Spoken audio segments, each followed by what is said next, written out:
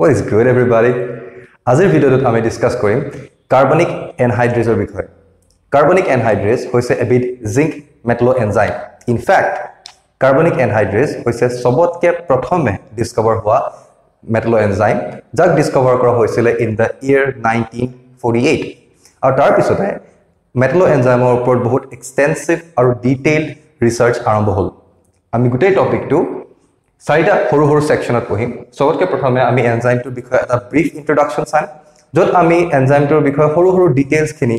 যিবোৰ minor but still important হয় সেই ডিটেইলছ খিনি চাম। দেন আমি এনজাইমটোৰ ষ্ট্ৰাকচাৰটোৰ বিষয়ে ডিসকাস কৰিম। তাৰ পিছত এনজাইমটোৰ ফাংচন আৰু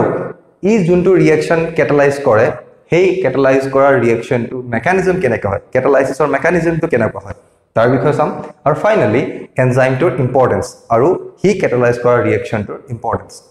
So without any further ado, let's get started.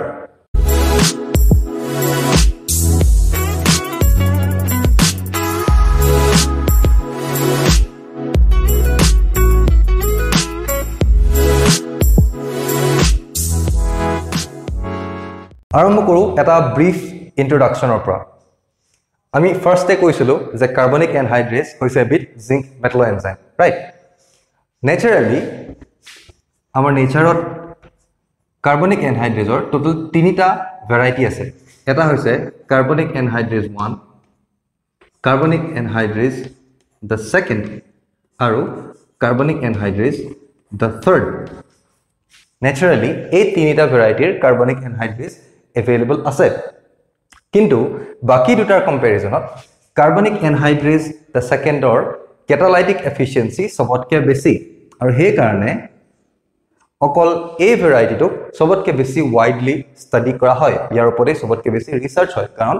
Year catalytic activity বহুত ৰিমাৰ্কেবল হয়। আৰু কাৰ্বনিক এনহাইড্ৰেজ দ্য সেকেন্ডক পোৱা যায় হিউম্যান বডিৰ ৰেড ব্লাড সেলছত, যাক আমি কি বুলি কওঁ, এৰিথ্ৰোসাইটস। ওকে, হিউম্যান বডিৰ ৰেড ব্লাড সেলস বা এৰিথ্ৰোসাইটছত পোৱা যায়। যেহেতু ইয়াক স্পেসিফিক্যালি হিউম্যান বডিত পোৱা যায়, সেই কাৰণে আমি ইয়াক প্ৰায় হিউম্যান কাৰ্বনিক এনহাইড্ৰেজ বুলি ৰেফাৰ কৰোঁ। লেট মি টেল ইউ যে ইয়াৰ পিছত যিমানখিনি ডিসকাশন হ'ব, আমি কাৰ্বনিক এনহাইড্ৰেজৰ ফাংচন, তাৰ ষ্ট্ৰাকচাৰ যিমানখিনি ডিটেইল ডিসকাশন কৰিম, এই গোটেইখিনি অকল হিউম্যান কাৰ্বনিক এনহাইড্ৰেজৰ লগতহে ৰিলেভেন্ট হয়। আমি অকল ইয়াৰ বিষয়ে ডিসকাশন কৰিম। এনিৱে, কাৰ্বনিক এনহাইড্ৰেজে কৰে কি? কাৰ্বনিক এনহাইড্ৰেজে আমাৰ বডিত কাৰ্বন ডাই অক্সাইডৰ হাইড্ৰেশন ৰিএকশন, যেটো এটা ৰিভাৰ্সিবল ৰিএকশন হয়, কাৰ্বন ডাই অক্সাইডৰ ৰিভাৰ্সিবল হাইড্ৰেশন ৰিএকশনটো কেটালাইজ কৰে। ৰিএকশনটো কেনেকুৱা? কাৰ্বন ডাই অক্সাইড প্লাস ওয়াটাৰ, যেটো এটা ৰিভাৰ্সিবল ৰিএকশন হয়, to produce hydrogen carbonate ion and a proton. এই ৰিভাৰ্সিবল ৰিএকশনটোক কাৰ্বনিক এনহাইড্ৰেজে কেটালাইজ কৰে। আমাৰ বডিৰ নৰ্মেল ফিজিওলজিক্যাল কন্ডিশনস, মানে pH equal to 7.4, normal temperature 37 degree Celsius, physiological কন্ডিশনত এই ৰিএকশনটো বহুত বেছি স্লো, কিন্তু কাৰ্বনিক এনহাইড্ৰেজৰ প্ৰেজেন্সত এই ৰিএকশনটো ৰেট প্ৰায় 1 মিলিয়ন টাইমস বাঢ়ি যায়। মানে এই ৰিএকশনটো প্ৰায় 1 মিলিয়ন টাইমস ফাস্ট হৈ যায়। Carbonic এনহাইড্ৰেজৰ টাৰ্নওভাৰ frequency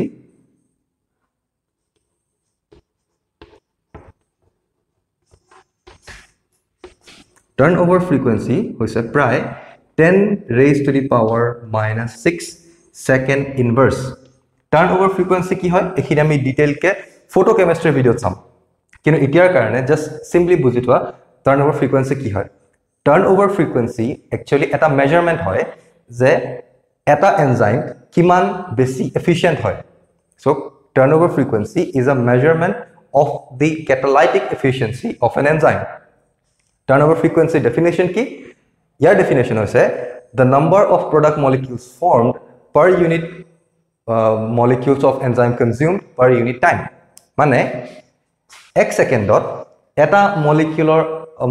enzyme molecule consume কৰি তাৰ বিনিময়ত কিমানটা প্ৰডাক্ট মলিকিউল ফৰ্ম কৰিব পাৰিছে সেই ৰিএকশনটোৱে, সেইটোৱে হৈছে এটা পাৰ্টিকুলাৰ এনজাইমৰ কাৰণে টাৰ্নওভাৰ ফ্ৰিকুৱেন্সি। কাৰ্বনিক এনহাইড্ৰেজৰ কাৰণে turnover frequency 10 to the power 6 second inverse মানে এটো বুজাইছে যে কাৰ্বনিক এনহাইড্ৰেজৰ প্ৰেজেন্সত এই ৰিঅ্যাকশনটো আমাৰ সাবস্ট্ৰেট কি কাৰ্বন ডাই অক্সাইড ৰাইট সো কাৰ্বনিক এনহাইড্ৰেজ মানে এটা কাৰ্বনিক এনহাইড্ৰেজৰ মলিকিউলৰ সহায়ত 1 সেকেন্ডত আমাৰ সাবস্ট্ৰেটৰ পৰা 10 raised to the power 6 molecules of product form হয় বুজি পাইছা Okay, perfect. ইমানখিনি হৈছে জাস্ট এনজাইমটো এটা ব্রিফ ইন্ট্রোডাকশন আমি হৰুৱাকে জানি হলো আৰু এটা পইণ্ট যে এনজাইমটোৱে যে ৰিঅ্যাকশনটো কেটালাইজ কৰে এই কেটালাইসিস ৰিঅ্যাকশনটো এটা ফাৰ্স্ট অৰ্ডাৰ কাইনেটিক্সত কৰে ওকে এই ৰিঅ্যাকশনটো এটা ফাৰ্স্ট অৰ্ডাৰ ৰিঅ্যাকশন হয় কেটালাইসিস ৰিঅ্যাকশনটো এটা ফাৰ্স্ট অৰ্ডাৰ ৰিঅ্যাকশন হয় ওকে ইমানখিনি জাস্ট হৰুৱা ডিটেইলস এনজাইমটোৰ বিষয়ে ইয়াৰ পিছত আমি চাম যে এনজাইমটোৰ স্ট্ৰাকচাৰ কেনেকুৱা ওকে এনজাইম স্ট্ৰাকচাৰত আমি কমপ্লিট এনজাইমটোৰ স্ট্ৰাকচাৰৰ বিষয়ে ডিসকাস নকৰো কাৰণ এনজাইমটোৰ হোল স্ট্ৰাকচাৰটো এটা বহুত কমপ্লেক্স প্ৰটিনাছ স্ট্ৰাকচাৰ হয় যাৰ বিষয়ে এতিয়া আমি ডিল কৰি লাভ নাই আমি সিম্পলি এটো জানিবলৈ ইন্টাৰেষ্টেড হয় যে আমাৰ এনজাইমটোৱে ৰিঅ্যাকশনটো কেটালাইজ কৰে কেনেকে আৰু সেই কাৰণে এনজাইমটোৰ এক্টিভ সাইটৰ বিষয়ে জানিলে আমাৰ কাৰণে যথেষ্ট সেই কাৰণে এনজাইম স্ট্ৰাকচাৰত আমি সিম্পলি কেৱল এনজাইমটোৰ এক্টিভ সাইটৰ বিষয়ে পঢ়িম okay active site of human carbonic anhydrase কেৱল আমি এক্টিভ সাইটৰ বিষয়ে পঢ়িম এক্টিভ সাইট মানে কি এক্টিভ সাইট হৈছে এটা পাৰ্টিকুলাৰ এনজাইমৰ এটা বহুত ক্ৰুচিয়েল কম্পোনেন্ট বা স্ট্ৰাকচাৰ বুলি ক'ব পাৰা যি এনজাইমটোৰ ফাংশনাল ইউনিটটো গঠন কৰে ওকে এক্টিভ সাইটৰ হিউম্যান কাৰ্বনিক এনহাইড্ৰেজৰ এক্টিভ সাইটত এটা zinc 2 positive metal ion present থাকে এজ আ কোফেক্টৰ হৈছে এটা এনজাইমত থকা ইনঅৰ্গেনিক গ্ৰুপ যেটো এনজাইমটোৰ ওভাৰঅল এক্টিভিটিৰ কাৰণে ৰেসপন্সিবল হয় কোফেক্টৰ নোহোৱাকে বা এক্টিভ সাইটৰ এবসেন্সত এনজাইমটো ইউজলেস ই কোনো ফাংশন কৰিব নোৱাৰে ওকে এনিৱে এটা zinc 2 positive metal ion present থাকে এজ আ কোফেক্টৰ আৰু এই জিংক 2 পজিটিভ মেটাল আয়নটো এটা টেট্ৰাহেড্ৰাল এনভায়ৰনমেন্টত থাকে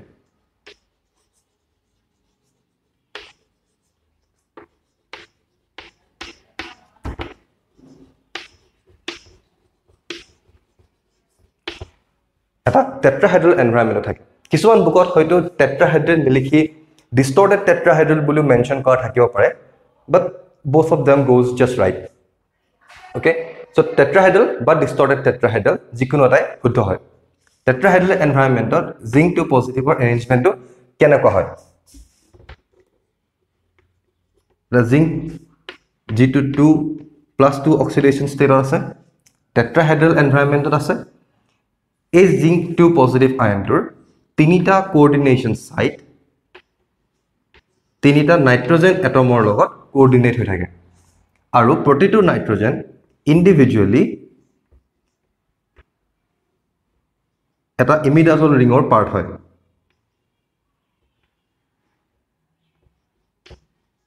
তিনিটা নাইট্ৰজেন ইন্ডিভিজুৱেলি এটা ইমিডাজল ৰিঙৰ পাৰ্ট হয়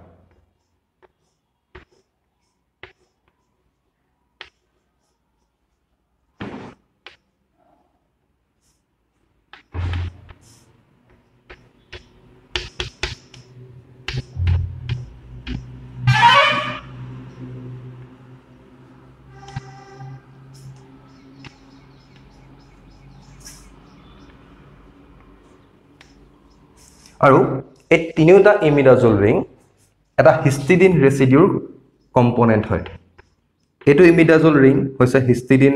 96 ৰেছিডিউৰ কম্পোনেন্ট এই ইমিডাজল ৰিংটো হৈছে হিষ্টিডিন 94 ৰেছিডিউৰ কম্পোনেন্ট 94 আৰু এটো হৈছে হিষ্টিডিন 119 ৰেছিডিউৰ component হিষ্টিডিন 119 okay so tetrahedral environment of thoka zinc atom to tinita coordination site coordinate hoy gol nitrogen ligand hoy kintu still yar eta coordination site khali ase et fourth coordination site to kune coordinate koribo jeta enzyme to resting state thake mane যেতিয়া আমাৰ এনজাইমটোৰ লগত কোনো ধৰণৰ সাবস্ট্ৰেট bind হৈ নাথাকে সেই resting পজিশনটোত ইয়াৰ fourth কোঅৰ্ডিনেশন সাইটটো এটা water মলিকিউলৰ লগত কোঅৰ্ডিনেট হৈ থাকে এটা ওয়াটাৰ মলিকিউলৰ লগত কোঅৰ্ডিনেট হৈ থাকে কিন্তু ইয়াৰ টুইষ্ট হল যে এনজাইমটোত থকা এনজাইমটোৰ এক্টিভ সাইটত থকা এই জিংক 2 পজিটিভ মেটাল আয়নটো এটা ফ্ৰী ষ্টেটত থকা জিংক 2 পজিটিভ মেটাল আয়নৰ কম্পেৰিজনত যথেষ্ট পৰিমাণে ইলেক্ট্ৰোনেগেটিভ হয় ওকে কিয় হয় হেতু কোৱেশ্চন তোমালোকলে এটা ফ্ৰী ষ্টেটত থকা জিংক 2 পজিটিভ আয়নতকে কাৰ্বনিক এনহাইড্ৰেজত থকা জিংক 2 পজিটিভ আয়নটো বেছি ইলেক্ট্ৰোনেগেটিভ হয় কিয় কাৰণটো তোমালোকে বিচাৰিবা আৰু যদি আনসাৰটো পোৱা তেন্তে কমেন্ট বক্সত কমেন্ট কৰিবা আৰু লগতে তোমালোকে কোনটো সোৰ্স বা কোনখন কিতাপ পঢ়ি হে আনসাৰটো পালা হে কথাটো মেনশন কৰিবা so that just in case কোনোবাই যদি তোমাৰ আনসাৰটোৰ পৰা ক্লিয়াৰলি বুজি নাপায় সো দ্যাট হে মানুহজনে নিজে হে বুকখন বা সোর্সটো কনসাল্ট কৰি আনসাৰটো বুজি লব পাৰে ওকে সো যদি আনসাৰটো জানা বা পাই যোৱা বিচাৰি তেন্তে কমেন্ট বক্সত কমেন্ট কৰিবা এনিৱে ৰেষ্টিং পজিশনত এটা ওয়াটাৰ মলিকিউলৰ লগত বাইন্ড হৈ থাকে কিন্তু জিংক 2 পজিটিভ আয়নৰ ইলেক্ট্ৰোনেগেটিভিটি বেছি হোৱাৰ কাৰণে জিংক আৰু অক্সিজেনৰ এই বন্ডাল পোলাৰাইজ হৈ যায় আৰু এই পোলাৰাইজ হোৱাৰ কাৰণে মানে অৰ্থাৎ ই এসিডিক হৈ যায় জিংক 2 পজিটিভ এসিডিক হৈ যায় আৰু সেই কাৰণে এই প্ৰোটনটো অক্সিজেনে নিজৰ এটা প্ৰোটন ৰিলিজ কৰি দিয়ে আৰু ইফেক্টিভলি আমাৰ এনজাইমটোৰ ফোৰ্থ কোঅৰ্ডিনেশন সাইটটো এটা OH লিগাণ্ডৰ লগত বাইন্ড হয় ওকে সো আমাৰ এনজাইমটোৰ যেটো ফাংশনাল স্ট্ৰাকচাৰ হেতু হৈছে এটো সিম্পল হয় বহুত সিম্পল জাস্ট তিনটা কোঅৰ্ডিনেশন সাইট তিনিটা ইমিডাজল ৰিঙৰ নাইট্ৰজেনৰ লগত কোঅৰ্ডিনেট হৈ থাকে তিনিটা ইমিডাজল ৰিং এটা হিস্টিডিন ৰেছিডিউৰ কম্পোনেন্ট হয় আৰু ফোৰ্থ কোঅৰ্ডিনেশন সাইটটো এটা ওয়াটাৰ মলিকিউল বা OH লিগাণ্ডৰ লগত কোঅৰ্ডিনেট হৈ থাকে ওকে কোৱেশ্চনটো মনত থাকিলে আনসাৰটো পালে কমেন্ট কৰিবা এতিয়া আমি আগবাঢ়িম ৰিঅ্যাকশন মেকানিজমৰ ফালে এনজাইমটোৰ ৰিঅ্যাকশনটো কেনেকৈ কেটালাইজ কৰে তাৰ বিষয়ে চাম আমি ব্ৰিফ ইন্ট্ৰোডাকশনত পঢ়ি আহিছিলো যে হিউম্যান কাৰ্বনিক এনহাইড্ৰেজে ৰেড ব্লাড সেলছত এটা বহুত ইম্পৰ্টেন্ট ৰিঅ্যাকশন কেটালাইজ কৰে ৰিঅ্যাকশনটো কি ৰিঅ্যাকশনটো হৈছে ৰিভাৰ্সিবল হাইড্ৰেশন অফ কাৰ্বন ডাই অক্সাইড কেনেকুৱা আসলে ৰিঅ্যাকশনটো কাৰ্বন ডাই অক্সাইড প্লাস water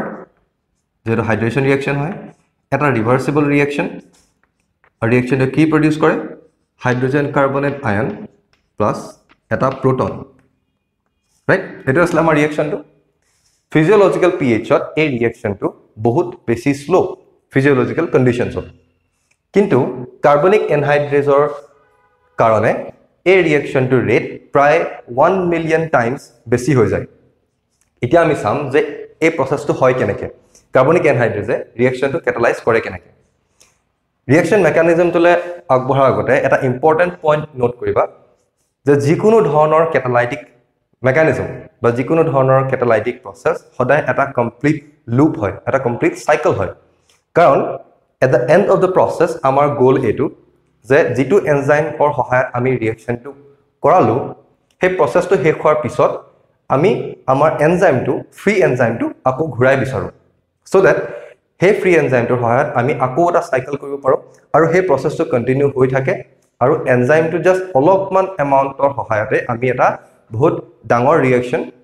এটা বহুত লাৰ্জ কোৱান্টিটিত ৰিঅ্যাকশনটো ক্যাৰি আউট কৰিব পাৰো ওকে সো যিকোনো ধৰণৰ কেটালাইটিক ৰিঅ্যাকশন সদায় এটা সাইকেল হয়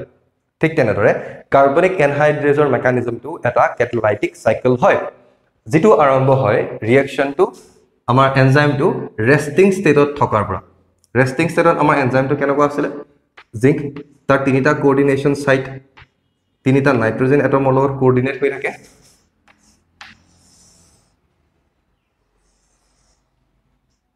তিনিটা কোঅৰ্ডিনেশন সাইট তিনিটা নাইট্ৰজেন এটমৰ লগত কোঅৰ্ডিনেট হৈ থাকে যি তিনিটা একচুয়ালি ইমিডাজল ৰিঙৰ পাৰ্ট হয় যিকিটা একচুয়ালি এটা হিস্টিডিন ৰেছিডিউৰ লগত এছ'চিয়েটেড হয় হিস্টিডিন ৰেছিডিউৰ কম্পোনেন্ট হয় ওকে মই বাকিখিনি দেখুৱালে যেহেতু আমি অলৰেডি স্ট্ৰাকচাৰ গুটে ডিটেইল কে ডিসকাস কৰি আহিলো সিম্পলি আই জাস্ট এটো ৰিপ্ৰেজেন্ট কৰিছো যে তিনিটা কোঅৰ্ডিনেশন সাইট নাইট্ৰজেনৰ লগত কোঅৰ্ডিনেট হৈ আছে ওকে ফোৰ্থ কোঅৰ্ডিনেশন সাইটটোত এটা water molecule bind হৈ থাকে right কিন্তু যেহেতু জিংকৰ এসিডিটি জিংক 2 পজিটিভ আয়নটোৰ active side of থকা zinc 2 positive ion acidity আৰু electronegativity বেছি হে কাৰণে এই বন্ডাল পোলাৰাইজ হয় যাৰ ফলত অক্সিজেনে এটা হাইড্ৰোজেন এটম এৰি দিয়ে আৰু আমাৰ এনজাইমটো এটা এনেকুৱা ষ্টেটলে গৈ পায়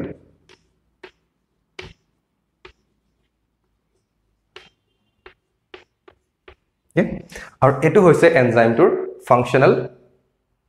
unit to বা এনজাইমটোৰ functional state to okay ইয়াৰ পৰাই আসল catalysis process to আৰম্ভ হ'ব আমাৰ এটা substrate কি আছিল water right so এটা water molecule এনজাইমটোৰ OH ligandটোৰ লগত এনেকে হাইড্ৰোজেন বন্ডেড হৈ থাকে water molecule এনেকে হাইড্ৰোজেন বন্ডেড হৈ থাকে next step to entry হ'ব আমাৰ সবতকে important substrate to যেটো হৈছে carbon dioxide নিজকে active site or ওচৰত ইমান strategically place কৰে so that carbon dioxide or electrophilic carbon to আৰু zinc atomৰ আমাৰ active site ত থকা fourth coordinating ligand to oxygen atom to যেটো এটা electron rich center হয় তাহাত দুটাৰ মাজত এটা electrophile nucleophile interaction possible হয় okay কেনেকৈ হয় চাবা এটা আমাৰ এনজাইম তিনিটা কোঅৰ্ডিনেশন সাইটত একো চেঞ্জেস অহা নাই fourth coordination সাইটত OH ligand আছে যেটো হাইড্ৰোজেন বন্ডেড হৈ আছে এইখিনিতে কাৰ্বন ডাই অক্সাইড মলিকিউলটো এনেকে প্লেস হয় so that electrophilic carbon আৰু ইলেক্ট্ৰন ৰিচ অক্সিজেনৰ মাজত এটা ইন্টাৰেকশন ইলেক্ট্ৰোফাইল নিউক্লিওফাইলৰ নিচিনা এটা ইন্টাৰেকশন পসিবল হয় সিমিলাৰলি ইলেক্ট্ৰোনেগেটিভ অক্সিজেন আৰু এই হাইড্ৰোজেনটোৰ লগতো হাইড্ৰোজেন বন্ডিং ইন্টাৰেকশন পসিবল হয় আৰু এই ইন্টাৰেকশন বোৰৰ কাৰণে এটা 6 মেম্বাৰ্ড সাইক্লিক ট্ৰানজিশন ষ্টেট জেনাৰেট হয় যেটো দেখিবলে এনেকুৱা হয় জিংকৰ অক্সিডেশন ষ্টেট টু দিবলে নাপাহৰিবা কাৰণ এটো ইম্পৰ্টেন্ট হয় তিনটা নাইট্ৰোজেনৰ লগত কোঅৰ্ডিনেট হৈ আছে ইয়াৰ একো চেঞ্জেস হোৱা নাই অক্সিজেন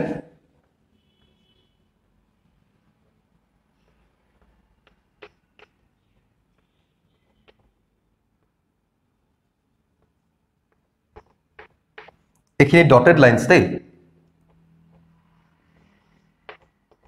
এখিনি আছে ডটেড লাইনস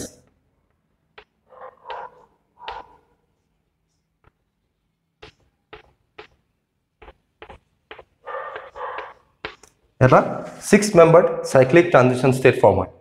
এই ট্ৰানজিশন ষ্টেটটো কিছুমান পুৰণা বন্ড ভাঙি যায় আৰু কিছুমান নতুন বন্ড ফৰ্ম হয়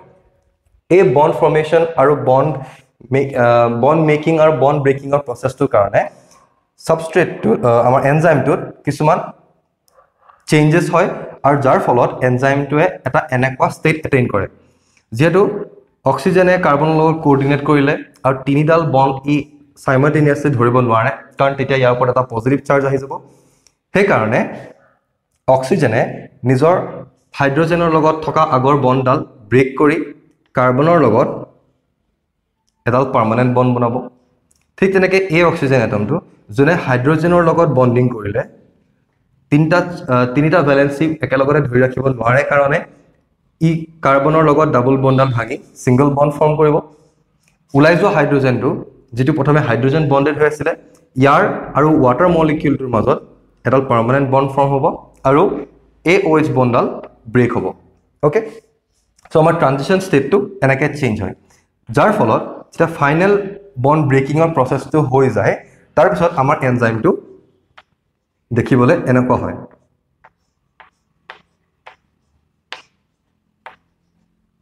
তিনটা কোঅৰ্ডিনেশন সাইট একেই আছে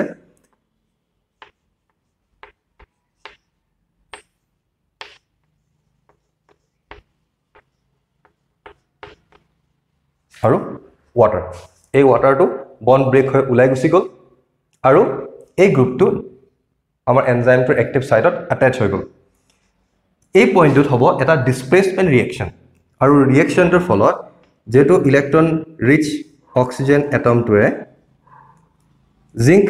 সেন্টাৰত অ্যাটাক কৰিব আৰু এই গ্ৰুপটোক উলিয়াই পঠাই দিব এই গ্ৰুপটোক ডিসপ্লেস কৰি দিব যাৰ ফলত ৰিঅ্যাকশনটোৰ পৰা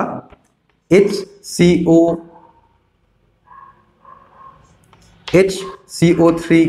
minus গ্ৰুপটো বাহিৰ ওলাই গুছি যাব হাইড্ৰোজেন কাৰ্বনেট আয়ন বাহিৰ ওলাই গুছি গল আৰু ওয়াটাৰ মলিকিউলটো জিংকৰ লগত কোঅৰ্ডিনেট হৈ আমাৰ এনজাইমটো পুৰণা যেটো আমাৰ একদম ইনিশিয়াল ষ্টেজৰ যেটো ফ্ৰী এনজাইম আছিল সেই এনজাইমটোলে ঘূৰি আহিলে আৰু এই গোটেই সাইকেলটো কমপ্লিট হৈ গল ওকে আৰু এই সাইকেলটো চলি থাকিব যেতিয়া লৈকে কোনবা ইনহিবিটৰে আহি তাক ৰখাই নি দিয়ে ওকে আৰু এই সাইকেলটো মই ক্লকৱাইজ ড্ৰ কৰিলো এন্টি ক্লকৱাইজও হ'ব পাৰে ওকে যেটো ৰিভাৰ্সিবল ৰিঅ্যাকশন হয় গতিকে reaction can take place both ways clockwise বা anti clockwise সাইকেলটো দুটা ডাইৰেকশনতে পসিবল হয় আৰু আমি এই প্ৰডাক্টটো পালো ওকে ৰিঅ্যাকশনটো ক্যাটালাইটিক সাইকেলটো এটো এতিয়া সোৱা এই যে প্ৰটনটো উলাই গল এই প্ৰটনটো যাই কলে এই প্ৰটনটো যায় মিডিয়ামলে টু বাফাৰ এই প্ৰটনটো উলাই যায় আমাৰ মিডিয়ামলে মিডিয়াম মানে আমাৰ ব্লাডলে উলাই যায় আৰু ই এজ এ বাফাৰিং এজেন্ট কাম কৰে বাফাৰিং এজেন্ট মানে কি হয় আমি জানো এটা এনেকুৱা স্পিচিছ বা সাবস্টেন্স যিয়ে pH ব্যালেন্স কৰাত সহায় কৰে ৰাইট আৰু এই প্ৰটনটোৱে মিডিয়ামলে গৈ মানে আমাৰ ব্লাডত গৈ pH ব্যালেন্স কৰাত সহায় কৰে therefore it acts as a buffering agent okay এখিনতে এটা লাইন লিখা হেজে আমি প্ৰটনটো কথা কলো হে প্ৰটনটো যেটো বাফাৰলে গুছি যায় এজ এ বাফাৰিং এজেন্ট উলাই গুছি যায় তাৰ বিষয়ে এটা লাইনটা লিখা the dissociated hydrogen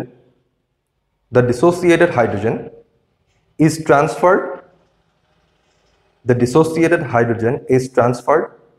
indirectly to histidine 64 the dissociated hydrogen is transferred indirectly to histidine 64 via a water molecule full stop histidine 64 shuttles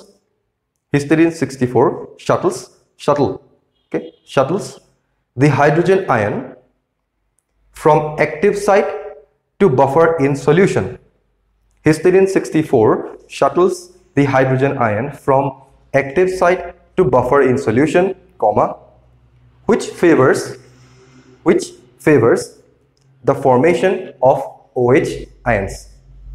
okay মই আকৌ এবাৰ ৰিপিট কৰি দিছো এবাৰ চেক কৰি লও the dissociated hydrogen is transferred indirectly to histidine 64 via water molecules histidine full stop histidine 64 shuttles the hydrogen ion from active site to buffer in solution comma which favors the formation of OH ion okay all good lastly আমি discuss কৰিম এনজাইমটোৰ importance আৰু ই catalyse কৰা ৰিঅ্যাকশনটোৰ importance যদি ৰিঅ্যাকশনটো নাথাকিলে হয় ৰিঅ্যাকশনটো হয় কিয় যদি ৰিঅ্যাকশনটো নাথাকিলে হয় তেতিয়া হলে কি হল হয় আৰু ৰিঅ্যাকশনটো যদি ক্যাটালাইজ নহল হয় তেন্তে আনক্যাটালাইজড ৰিঅ্যাকশনটো এক্সিষ্ট কৰাৰ কিবা লাভ আছে নেকি আৰু এনজাইমটোৱে ৰিঅ্যাকশনটো ক্যাটালাইজ কৰাৰ ফলত আমাৰ বডিত কি বেনিফিট হয় বা তাৰ সিগনিফিকেন্স কি তাৰ বিষয়ে চাম ওকে ফাৰ্স্ট পইণ্ট হল আমাৰ বডিত কাৰ্বন ডাই অক্সাইড প্ৰডিউস হয় ৰাইট আমি অক্সিজেন কনজিউম কৰো বডিত ৰেসপিৰেশন হয় এনাৰ্জি উলাই আৰু কাৰ্বন ডাই অক্সাইড ৰিলিজ হয় নহয় জানো এই ৰিলিজ হোৱা কাৰ্বন ডাই অক্সাইড খিনি আমি লাংছৰ সহায়ত বাহিৰলে উলিয়াই পঠিয়াই দিও ৰাইট উই ব্ৰিথ আউট কিন্তু প্ৰবলেমটো হল যে আমাৰ বডি ফ্লুইড যেটো হৈছে প্ৰাইমাৰিলি ব্লাড আমাৰ বডি ফ্লুইডত কাৰ্বন ডাই অক্সাইডৰ সলিবিলিটি বহুত বেছি লো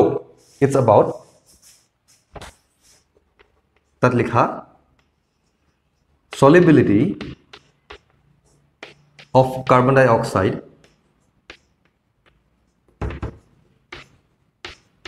in blood is very low. এই প্ৰায় about 0.23 millimole per liter হয় okay 1 লিটাৰ অকল 0.23 millimole সে dissolve হয় so ইমান কম solubility হোৱা ইমান কম solubility লগত ব্লাডত কাৰ্বন ডাই অক্সাইড বহুত negligibly dissolve হয় okay কিন্তু যদি ব্লাডত dissolve নহয় আমাৰ বডিত ব্লাডে deoxygenated blood বা কাৰ্বন ডাই অক্সাইড থকা ব্লাড খিনি কাৰ্বন ডাই অক্সাইড এঠাইৰ পৰা আন ঠাইলৈ ট্ৰান্সপোৰ্ট কেনে কৰিব যদি কাৰ্বন ডাই অক্সাইড dissolve কৰিব নোৱাৰে on the first hand এইখিনতে কথাটো আহে আমাৰ ৰিঅ্যাকচনটো যাৰ সহায়ত কাৰ্বন ডাই অক্সাইডে ওয়াটাৰ লগত ৰিঅ্যাকচন কৰি কাৰ্বন ডাই অক্সাইডৰ হাইড্ৰেচন হয় আৰু হাইড্ৰোজেন কাৰ্বনেট আয়ন দিয়ে আৰু প্ৰটোন দিয়ে ৰাইট হাইড্ৰোজেন কাৰ্বনেট আয়নটো এটা সলিবল আয়ন হয় আৰু সেই কাৰণে আমাৰ বডিত সোডিয়াম থাকে আমি আগৰ সোডিয়াম পটাছিয়ামৰ ভিডিওটোত পাইছিল যে সোডিয়ামটো প্ৰায় কি হয় মোস্টলি বাইকাৰ্বনেট নহলে ক্লোৰাইড ফৰ্মত থাকে হয় জানো যেহেতু ই এটা সোডিয়াম সল্ট হয় বা সোডিয়াম সল্টৰ কাউন্টাৰ পাৰ্ট হয় সেই কাৰণে ই ইজিলি ডিজলভ হয় ইয়াৰ সলিবিলিটি নৰ্মাল কাৰ্বন ডাই অক্সাইডৰ কম্পেৰিজনত বহুত বেছি হাই আৰু সেই কাৰণে কাৰ্বন ডাই অক্সাইডক হাইড্ৰোজেন কাৰ্বনেট আয়ন ফৰ্মত কনভাৰ্ট হৈ যোৱাৰ হাইড্ৰোজেন কাৰ্বনেট আয়নলৈ কনভাৰ্ট হৈ যোৱাৰ পিছত ব্লাডত ইজিলি ডিজলভ হৈ যায় আৰু ব্লাডে তাক ইজিলি এঠাইৰ পৰা আন ঠাইলৈ ট্ৰান্সপোৰ্ট কৰিব পাৰে ওকে সো এই ৰিঅ্যাকচনটোৰ পিছত মেইন পাৰপাসটো হ'ল যে আমাৰ বডিত ডিজলভ নোহোৱা বা বহুত নেগলিজিবলি ডিজলভ হোৱা কাৰ্বন ডাই অক্সাইডক হাইড্ৰোজেন কাৰ্বনেট আয়নলৈ কনভাৰ্ট কৰি ব্লাডত ডিজলভ কৰি এঠাইৰ পৰা আন ঠাইলৈ ট্ৰান্সপোৰ্ট কৰাত সহজ হয় ওকে গতিকে ইয়াৰ পৰা কনক্লুজনটো ওলালে যে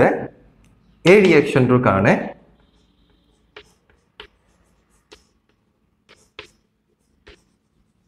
helps transport a reaction to it helps transport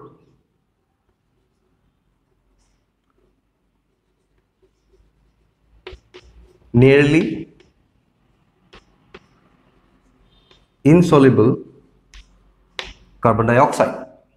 okay আৰু এই ৰিঅ্যাকচনটো ফিজিওলজিক্যাল টেম্পাৰেচাৰ আৰু প্ৰেসাৰ বহুত বেছি স্লো কিন্তু কাৰ্বনিক এনহাইড্ৰেজ এনজাইমৰ কাৰণে এই ৰিঅ্যাকচনটো কেটালাইজ হৈ প্ৰায় 10 to the power 6 টাইমছ ফাস্টাৰ হৈ যায় আৰু যেহেতু ই বডিৰ কাৰণে এটা বহুত ইম্পৰ্টেন্ট ৰিঅ্যাকচন কাৰণ এই ৰিঅ্যাকচনটো নহলে বডিত কাৰ্বন ডাই অক্সাইড এঠাৰ পৰা আন ঠাইলৈ মুভ কৰিব কেনেকৈ ৰাইট আৰু সেই কাৰণে এই ৰিঅ্যাকচনটো কেটালাইজ কৰাটো বহুত ইম্পৰ্টেন্ট যাৰ কাৰণে কাৰ্বনিক এনহাইড্ৰেজটো হৈছে আমাৰ বডিত থকা আমাৰ এৰিথ্ৰোসাইটছত পোৱা এটা বহুত কি এনজাইম ওকে সেকেন্ড পইণ্ট চোৱা ৰিঅ্যাকচনটোৰ পৰা কি ওলাই এটা প্ৰটোন ওলাই ৰাইট আৰু প্ৰটোনটো কি বুলি কৈছিলো আমি হি মিডিয়ামলৈ গুচি যায় to act as a buffering agent নহয় জানো আমাৰ বডিত দুটা oxygen carrier oxygen transport storage oxygen বাইন্ডিঙৰ কাৰণে আমাৰ বডিত দুটা বহুত ইম্পৰ্টেন্ট প্ৰটিন আছে সেই দুটা হৈছে হিমোগ্লোবিন আৰু মায়োগ্লোবিন আৰু হিমোগ্লোবিন আৰু মায়োগ্লোবিনৰ ফাংশনিং তাহাঁতৰ অক্সিজেন বাইন্ড কৰা ট্ৰান্সপোৰ্ট কৰা ষ্ট'ৰ কৰা এই গোটেইখিনি ফিনমেনা ডিপেণ্ড কৰে বডিৰ পিএইচৰ ওপৰত মিডিয়ামটোৰ পিএইচৰ ওপৰত আৰু যাক এটা এফেক্টৰ সহায়ত এক্সপ্লেইন কৰিব পাৰি আৰু এফেক্টৰ নাম হৈছে বোৰ ইফেক্ট ওকে বোৰ ইফেক্ট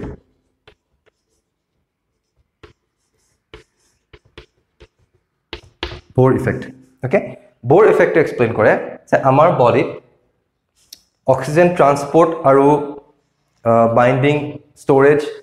বা মেইনলি হিমোগ্লোবিন আৰু মায়োগ্লোবিনৰ ফাংশনিং পিএইচৰ ওপৰত কেনেকৈ ডিপেণ্ডেণ্ট হয় সেই বস্তুটো এক্সপ্লেইন কৰে ইয়াৰ বিষয়ে আমি ডিটেইলকে যেতিয়া হিমোগ্লোবিন আৰু মায়োগ্লোবিনৰ বিষয়ে পঢ়িম তেতিয়া তাত ডিসকাস কৰিম সেইখিনি ভিডিও ডিসকাস কৰিম ওকে এতিয়া কাৰণে জাস্ট সিম্পলি এটো জানি থোৱা যে আমাৰ বডিত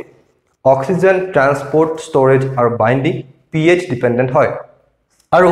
যেহেতু এই ৰিঅ্যাকচনটোৰ সহায়ত যে ৰিঅ্যাকচনটোৰ পৰা এজ আ সাইড প্ৰডাক্ট এটা আমি প্ৰটোন পালো এটা বাফাৰিং এজেন্ট পালো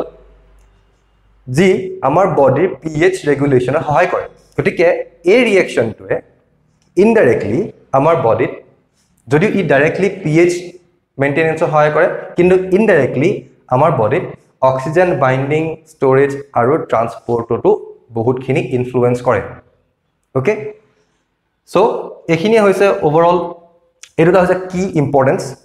ওকে জাস্ট এইটো পইণ্টটো লিখি থোৱা যে